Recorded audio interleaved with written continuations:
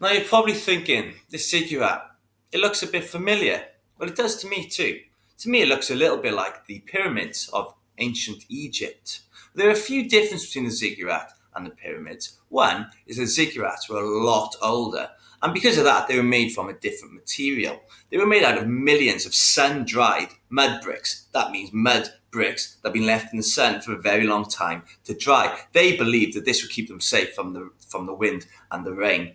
But if you consider what the ancient pyramids were made out of, limestone, which was a lot stronger, a lot harder, but something that the Mesopotamian people wouldn't have been able to get. So that is be the reason why we still see the pyramids of Egypt today, whereas the ziggurats are mostly lost and forgotten to history.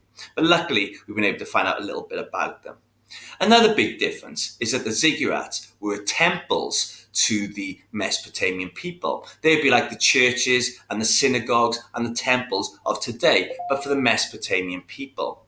Whereas the pyramids of Egypt, those were tombs. Those were places for famous people or kings or noble people to be buried. But the ziggurat, this was a place of worship for the Mesopotamian people. Now you will see it is layered. There's a big bottom layer and it works all the way up to a small top layer. We call this the base. Now, this is where people would go to speak to their God. It was the highest place, probably the highest place in the whole city. So the place where they felt closest to God. It was a very special place.